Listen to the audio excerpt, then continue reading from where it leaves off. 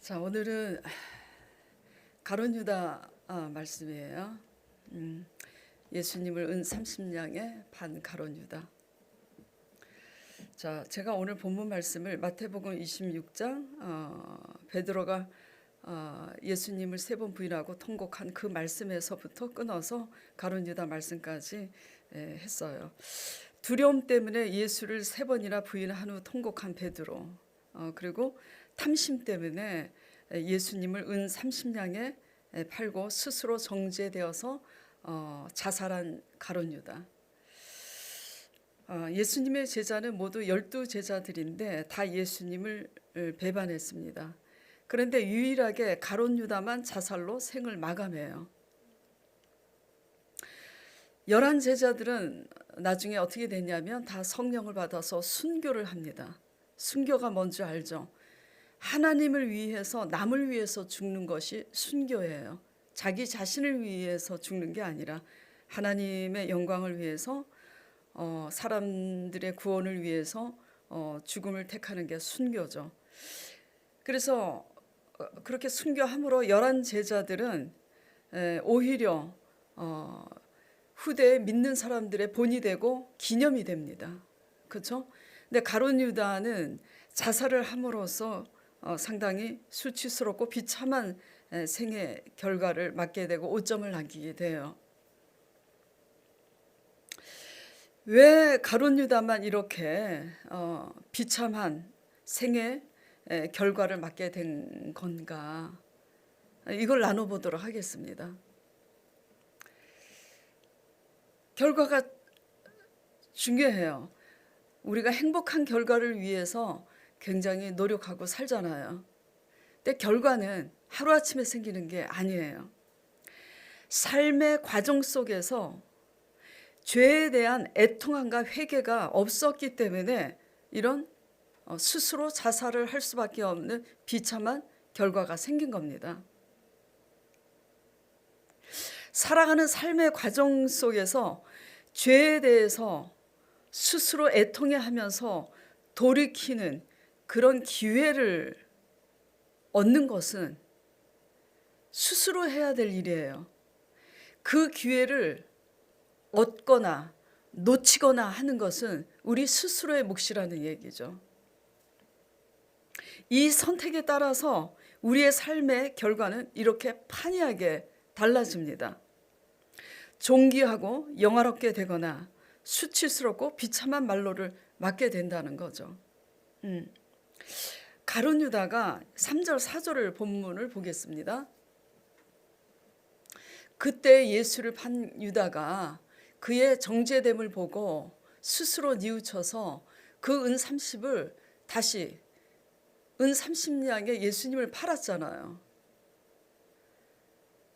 근데 이제 그게 스스로 양심의 가책을 느껴서 그 은 30을 대제사장들과 장로들에게 도로 갖다 주면서 뭐라고 얘기하냐면 4절에 이르되 내가 무죄한 자의 피를 팔고 죄를 범하였도다 하니 그들이 이르되 그것이 우리에게 무슨 상관이냐? 너가 알아서 해라. 지금 그게 무슨 상관이냐 하는 것도 지금 누구냐면 종교 지도자들이에요. 예수님을 시기와 질투, 자기네들의 기득권 때문에 예수님을 잡는 게 그들의 목적이기 때문에 관심이 없습니다. 예수님이 죄가 있느냐 없느냐 관심이 없어요. 자, 이렇게 얘기를 해요. 그래서 이렇게 본문 3, 4절에 유다가 뉘우쳐서 은 30을 도로 갖다 주면서 내가 죄를 범하였도다 하는 이러한 대목을 보면 상당히 스스로 뉘우친 것 같아요. 그렇죠? 뉘우친 것은 확실합니다. 그런데 이제 그가 어떤 선택을 하냐면 목매어서 자살을 합니다.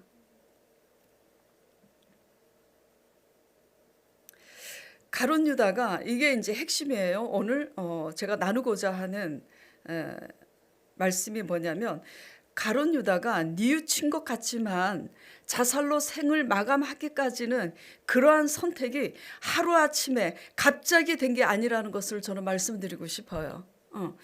인간적으로 보면은 얼마나 괴롭고 후회가 되면은 자살까지 하는 걸까 측은지심이 생길 수 있어요. 인간적으로 볼 때는. 그러나 하나님의 관점과 진리의 관점에서 볼 때는 그는 끝까지 무책임하고 이기적인 사람이라는 거예요. 예. 왜 이렇게 무책임하고 이기적인 사람일까 나눠보도록 할게요.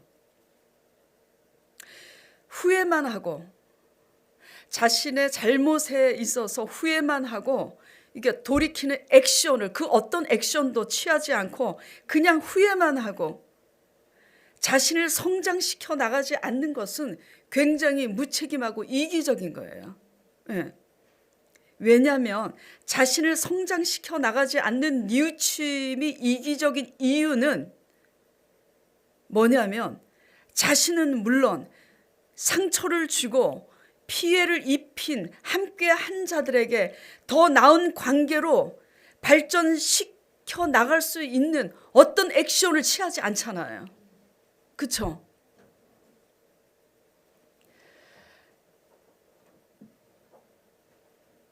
이게 뭐냐면 무책임한 거예요. 그리고 비겁한 거죠.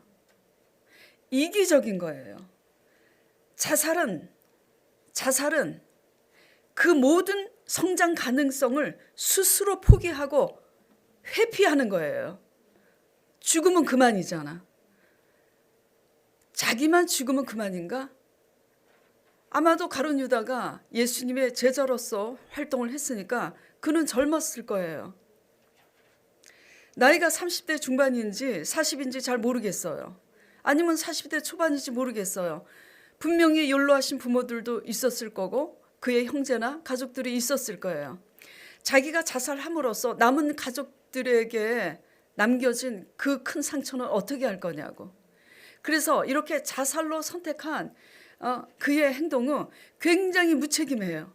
굉장히 이기적이고 굉장히 비겁합니다. 인간적으로 보면 측은지심이 생기지만 근데 왜 이렇게 스스로 갇혀서 이런 선택을 할 수밖에 없느냐. 과정이 중요한 거죠. 무감각해질 대로 죄에 대해서 내가 어떤 액션을 취해야 되는지 아주 무책임하고 이기적인 이런 문제에 대해서 자신을 돌아보기까지 무감각해질 대로 무감각해진 거예요. 그러니까 어떻게 뉘우쳐야 되는지 조차도 모르는 거예요. 예. 삶의 과정 속에서 이렇게 무감각해진 것은 왜 이렇게 된 거냐 하면은 살아가는 과정 속에서 죄에 대한 애통함과 회개로 자신을 성장시키려고 하는 어떠한 노력이 없었다라는 거예요. 예. 그러니까 어떻게 하냐면 후회만 하고 생각만 하고 있는 거예요. 그냥 뉘우치고만 있는 거예요. 그 결과 그 사람은 그 생을 이렇게 스스로 불행하게 만들고 비참하게 만들게 됐어요. 스스로 족쇄가 된 거죠. 그 족쇄에서 그가 나올 기회는 너무나 많았습니다. 그러나 그가 스스로 그 족쇄에서 나올 기회를 그는 거부했어요. 자, 정말 제 말이 아닌지 참인지 말씀을 상기시키면서 나눠보도록 할게요. 그러면서 우리가 바로 이 같은 가룟 유다는 아닌지 묵상하고 적용해보는 시간을 갖기를 바랍니다. 저 역시 마찬가지예요. 사람은 다 이중인격이 있어요. 장점이 있고 단점이 있어요. 중요한 것은 뭐냐면 내 단점을 보완하고 개척해서 성장시켜 나갈 것인가, 아니면 감추고 갇혀 있어서 어떤 것도 드러내지 않고 그렇게 갇혀서 살 것인가. 선택은 본인의 몫이죠. 그는 누가복음 9장 1절에 보면은 다른 12제자들과 똑같이 예수님께서 그에게 능력을 부여했어요. 전도도 하고 귀신도 내어쫓고 병도 고치는 그런 능력이 있는 제자였어요. 그리고 예수님을 따라다니면서 수없이 많은 설교를 들었고 많은 가르침을 받았어요. 예수님의 수많은 설교와 가르침을 받았을 때 얼마나 많은 교훈에 찔렸을 거 아니에요. 3년 반 동안 예수님의 공생의 기간 동안 예수님을 따라다니면서 수없이 진리의 말씀을 배우고 가르침을 받았어요. 그런데 그가 끊임없이 자신의 이중인격을 노출하지 않고 끝까지 고수하고 고집을 부린 그 문제가 뭐냐면 그는 경리예요. 돈을 헌금을 관리하는 돈 맡은 관리자였어요. 근데 날마다 그 연보 속에 궤 속에 손을 넣어서 돈을 훔치는 도둑이었습니다. 도둑이었는데도 불구하고 예수님을 따라다니면서 제자 사역을 한 거예요. 다 문제는 다르지만 저나 여러분 속에 이 이중인격이 있습니다. 저만 있나요? 다 있어요. 그는 멈추지 않았어요. 멈추지 않았어요. 그렇게 도둑질하는 것을 한결같이 고수했다는 거예요.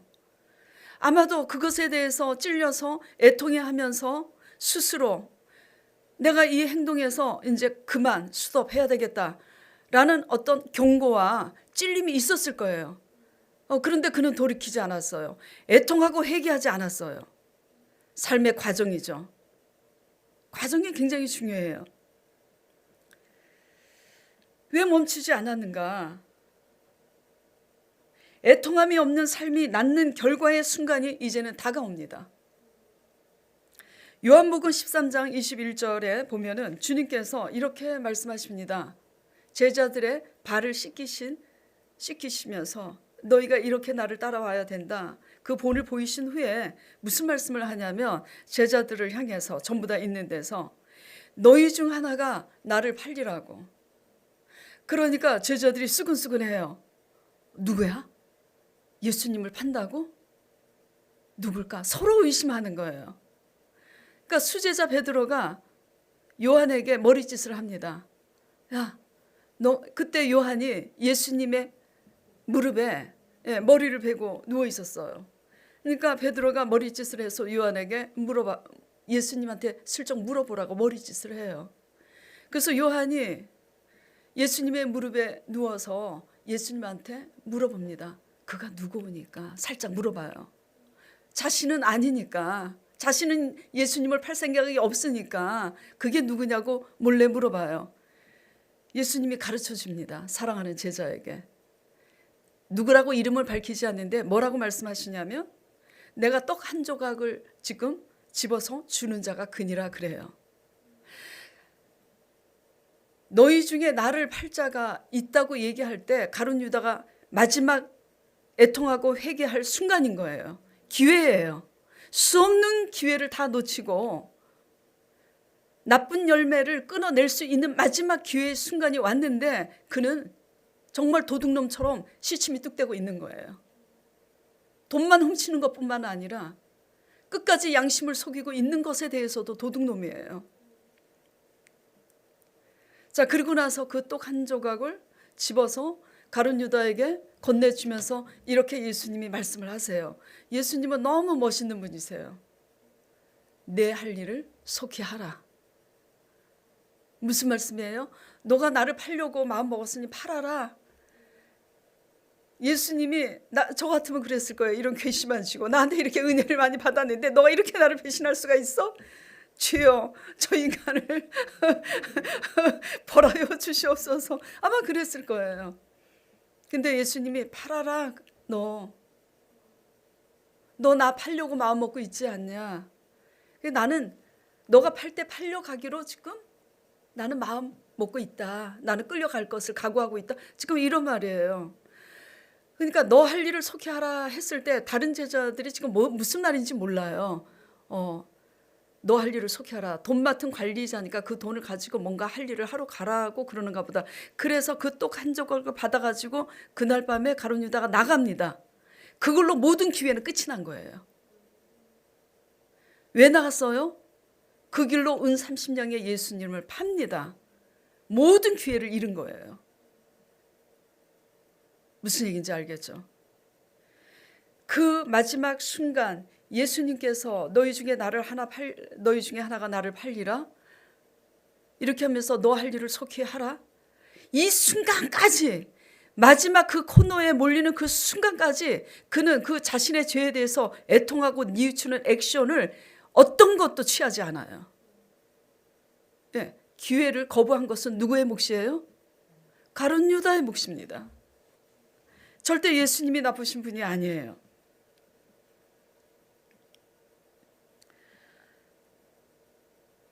속과 겉이 다른 이중인격을 끝까지 고수하고 지킨 결과가 쌓이고 쌓여서 이제 진정한 뉘우침이 뭔지, 내가 어떠한 액션을 취해야 되는지 무감각해진 거예요. 예. 그래서 뭐가 쌓였냐면, 사람은 악한 사람이든 아닌 사람이든 일반적인 죄인이든 악한 사람이든 양심이라는 게 있습니다. 그래서 그 양심의 가책이 쌓이고 쌓여서 정죄감으로 쌓여서 회개도 할 줄 모르고 자살로 마감을 하게 되는 겁니다. 아시겠어요? 그래서 이 자살은 인간적으로 볼 때는 측은지심이 생길 수는 있지만 진리의 말씀의 관점과 하나님의 관점에서 보면 굉장히 무책임한 거고 비겁한 거고 이기적인 거예요.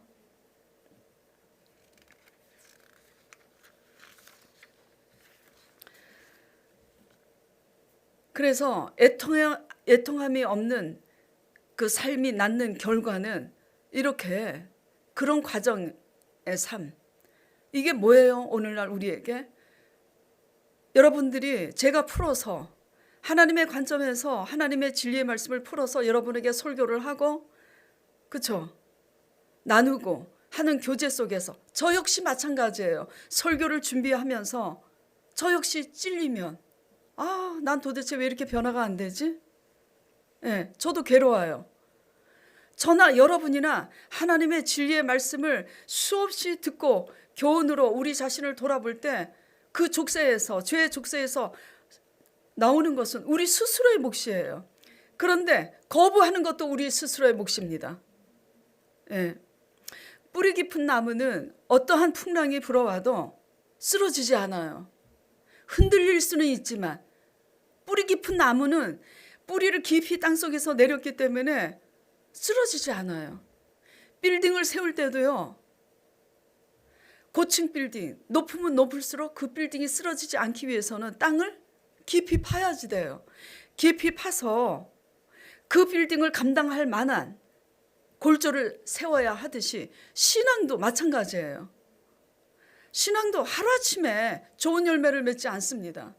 자, TV를 봅니다.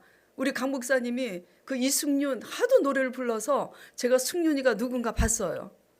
예. 꼭 우리 아들처럼 생겼더라고. 비스무리하게 진짜로.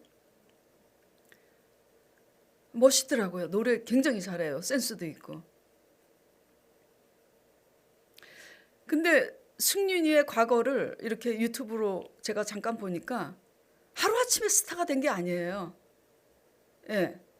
승윤 그 청년이 얘기해요. 나는 방구석의 가수라고 소개를 했나? 방구석에서 혼자서 예. 수없이 훈련하고 노력하고 그가 스타가 되기까지 가수든 배우든 그 스타가 되고 그 사람에 대해서 연구해보면 그게 결코 하루아침에 된 게 아니라는 얘기예요. 스타가 되는 순간은 일사천리로 한순간에 된 것 같지만 그게 아니라는 거죠. 예. 무명의 시간들 속에서 자신을 달굼질하고 고독한 훈련과 씨름이 다 있었다라는 거죠. 신앙도 마찬가지예요. 가룟 유다는 그 많은 시간들을 주님과 함께하고 수많은 기회가 있었지만은 그 기회를 스스로 거부했어요. 그래서 그 돈을 훔치는 도둑놈, 그렇죠? 돈을 훔치는 도둑. 그리고 자기의 이중인격, 그걸 끝까지 감추고 속이는. 그래서 누구죠? 여인 마리아가 그 비싼 그 300데나리온 정도, 300데나리온이 오늘날 화폐로 얼마 정도 하냐면 한 2,500만 원에서 300만 원어치의 그 향유입니다. 그때 유대 문화는 신혼 첫날 밤에 신랑을 위해서 그 처녀가 저축해서 비싼 그 향유를 사서 신랑을 위해서 그 향유를 붓습니다. 그런 풍습이 있어요. 그리고 그 당시는 오늘날처럼 이렇게 양발을 신고 신발을 신고 운동화나 구두를 신고 다니는 문화가 아니었잖아요. 그 시대가 아니었어요. 일본의 게다죠. 오늘 얘기하는 슬리퍼. 또 발가락을 끼는 그 슬리퍼. 그걸 게다라고 하죠. 일본말로. 그런 신발을 신고 다녔어요. 그렇기 때문에 손님이 오면 그 통에다가 물을 담아서 손 씻고 발을 씻을 수 있도록 물을 내줍니다. 그런데 한 여인이 예수님 앞에 너무 은혜를 받아서 감동해가지고 예수님을 너무 존경하고 존경하니까 기념하기 위해서 그 비싼 옥합 향유를 시집가서 신랑을 위해서 깨야 될 그 옥합 향유를 예수님 발 앞에서 다 붓습니다. 자기 머리에 적셔서 예수님의 발을 문질러요. 예수님을 초청한 그 바리새인이 그 여인을 보고 책망하고 그럴 때 가룟 유다도 그 여인을 향해서 책망합니다. 뭐라고 화를 내냐면 왜 자기가 화를 내? 자기가 깨트린 것도 아닌데. 화를 낼 사건이 아니라 도전받고 감동해야지 되는데 화를 냅니다. 뭐라고 화를 내냐면 이 300데나리온 정도 하는 이 값비싼 향유를 왜 이렇게 허비하느냐? 가난한 자들을 위해서 팔았으면 좋았을 것을. 그 속내는 시커매요. 왜죠? 진짜 가난한 자들을 위해서가 아니라 300데나리온을 팔아서 가난한 자들을 위해서 네가 연보함에 헌금을 했으면 내가 그 돈의 일부를 훔칠 수 있었을 텐데 지금 그 얘기를 하고 있는 거예요. 그때 예수님이 자신을 초청한 바리새인의 집에서 시몬을 향해서 이렇게 얘기합니다. 야, 너네들은 내가 왔을 때 나한테 은혜 받기 위해서 나를 초청했지만 나를 위해서 발 씻을 물이라도 줬니? 손 씻을 물이라도 줬어? 대접하지 않았어요. 근데 이 여인은 비싼 향유로 나를 기념하기 위해서 이렇게 하는데 너희들 아무것도 하지 않으면서 왜 그래? 그렇게 그런 말씀을 하세요. 그런 의미로. 예. 우리가 하나님의 말씀을 들으면서 하나님을 믿는다고 신앙을 가지고 살아가는 과정 속에서 우리가 무엇에 대해서 도전받고 감동을 받아야 되는데 도전받고 감동받아야 될 상황에 전혀 도전받지 않고 감동받지 않는 것은 문제가 있는 거예요. 예.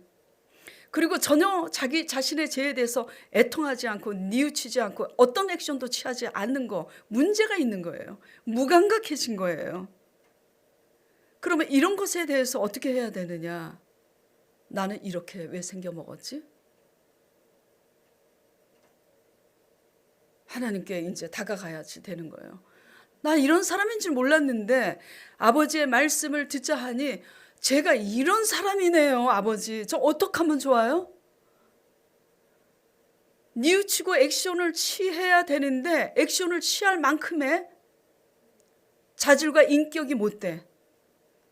이제 기도하기 시작해야 되는 거예요. 나 좀 살려주세요. 아버지 말씀대로 그렇게 선하게 살기를 원하나 제 인격과 내 육신은 그렇게 하질 못하게 나를 사로잡고 있으니 오라 나는 공고한 자로다. 이 사망의 몸에서 누가 나를 건져내려요. 내 죄를 용서하시고 하나님의 의로운 법에 대해서 살게 하시도록 부활하신 그 성령을 주시겠다고 약속하셨으니 성령님 제 영혼을 구원해 달라고 기도해야 되지 않겠습니까? 이런 가룟 유다의 모습은 저나 여러분 속에 다 있잖아요.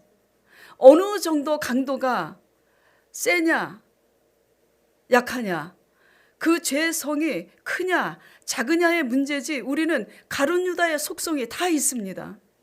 네.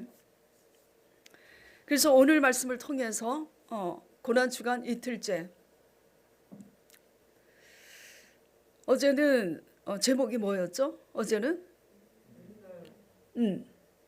우리 힘으로 하고자 할 때는 실패할 수밖에 없다라는 거. 왜 우리 힘으로 할 때 실패할 수밖에 없냐?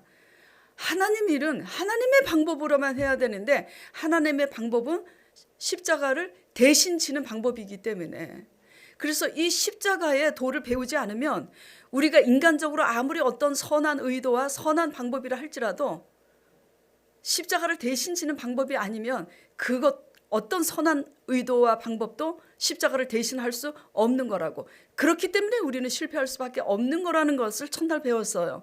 오늘은 뭘 배우고 있죠?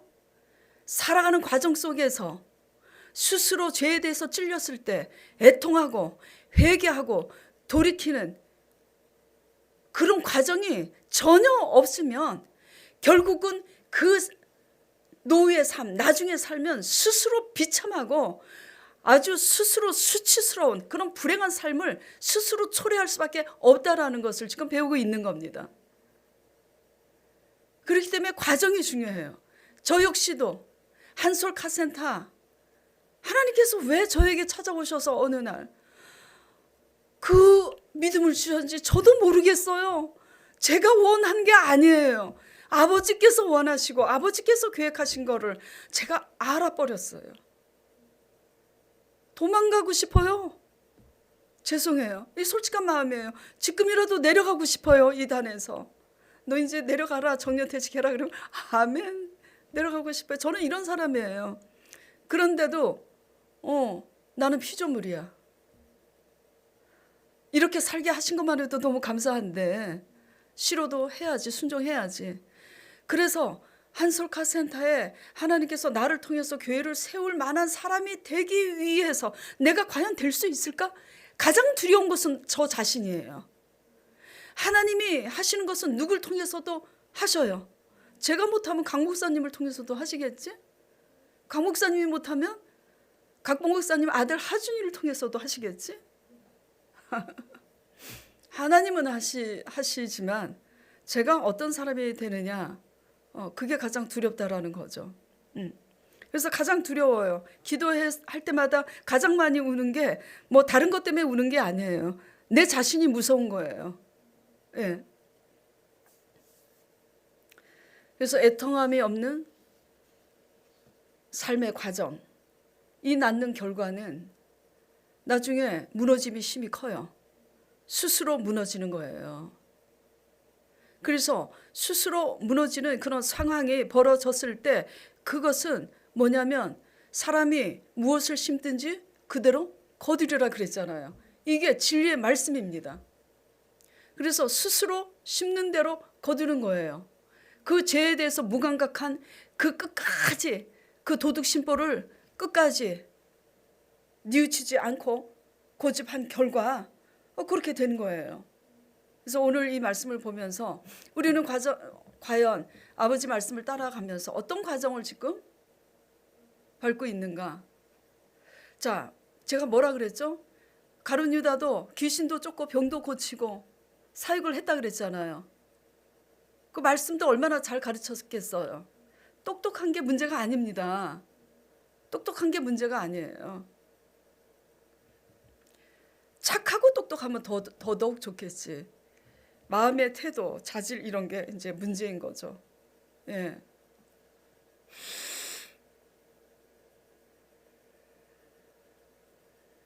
제가 기도할 때 어저께도 그런 고백을 하고 많이 그런 고백을 합니다.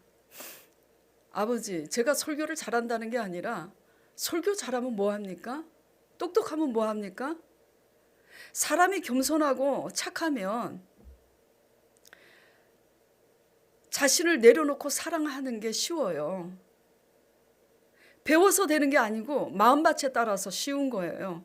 근데 내가 아무리 설교를 잘하고 그럴듯한 말을 해도 내 속에 든 게 많고 가시가 많고 교만하고 자존심이 강하면 내가 스스로 교만하니까 스스로 낮아져서 내 거를 깨트리고 사랑하는 게 그만큼 힘든 거예요. 그러니까 하나님 보시기에 누가 더 훌륭하냐 이거죠. 예. 똑똑하다고 훌륭한 것도 아니고, 예. 겸손하고 사랑이 많으면 훌륭한 거고, 죄에 대해서 애통이 하면 그게 훌륭한 거죠. 바리새인들과 대제사장들과 저 같은 사람들이 얼마나 똑똑합니까? 얼마나 잘 가르치겠어요. 네. 근데 속에는 독사가 한가득이야. 자, 오늘 말씀을 통해서 우리 속에 있는 가룟 유다, 그래서 우리가 주님의 제자로서 예수님을 배반하는 속성이 우리 속에 있는데 그 배반으로 말미암아 끝내 좋은 열매 맺지 못하고 이렇게 악한 열매 맺을 수밖에 없는 그런 전철을 밟고 과정을 밟고 있는 사람들은 아닌가 돌아보면서 이렇게 되면 예수 그리스도의 십자가의 고난에 동참하기는커녕 어떻게 해요? 십자가를 지우는 사람이 되는 거예요. 그래서 예수님을 십자가에 못 박잖아요. 과정에 있어서 착하고 아름다운 마음씨를 가지고 자기 죄에 대해서 애통한 씨름이 없으면 항상 뭐죠? 제자로서 저는 예수님의 제자고 여러분들은 저의 제자로서 가시 역할밖에 안 돼요. 뭐를 하네 해가지고 골치 아픈 거죠. 자, 그래서 우리는 오늘 고난주간을 맞이해서 나는 바로 예수님을 따라가는 성도고 제자로서 늘 예수님의 골칫거리인 가룟 유다와 같은 존재로서 아직도 있는 것 아닌가. 그래서 애통하고 회개함으로써 통회함으로써 우리 자신을 성장시켜 나가서 그 11 제자가 결국 하나님을 위해서 남을 위해서 순교한 그런 제자가 된 것처럼 우리의 그런 자질이 그렇게 될 수 있도록 오늘 기도하도록 하겠습니다. 자, 하나님 아버지, 오늘 고난주간 이틀째 가룟 유다 말씀을 가지고 우리 자신을 들여다보았습니다. 과정이 중요해요. 세상 사람들도 생각이 있는 사람들은 과정에 충실합니다마는 생각이 없는 사람들은 결과에 목숨을 겁니다. 보여지는 결과에 목숨을 걸다가 하루아침에 무너지죠. 우리는 그렇게 살지 않도록 하겠습니다. 주님이시여. 그리고 눈에 보이는 것을 아버지 따라서 쫓아가지 않겠습니다. 하나님의 말씀을 거울 삼아서 날마다 묵상하고 기도할 때에 아주 작은 죄지만 디테일하게 우리 자신을 아버지 들여다보면서 씨름하면서 애통하고 애통해도 달라지지 않고 어떤 액션도 취하지 못한 우리의 무감각한 것이 왜 그런가 아주 심각하게 심도 있게 다루면서 싸우면서 그렇게 십자가 군병되어서 가도록 하겠습니다. 주님, 용서하여 주시옵시고 우리 속에 있는 가룟 유다의 속성이 뿌리채 뽑혀서 11 제자들이 하나님의 영광을 위해서 사람들의 영혼 구원을 위해서 순교한 정신을 따라서 실제로 순교까지는 못해도 그 순교의 정신을 따라서 말씀에 못 박히는 아버지 작은 순교자가 될 수 있도록 주님 축복하여 주시옵소서. 감사드리며 예수 그리스도 이름으로 기도드리옵나이다. 아멘.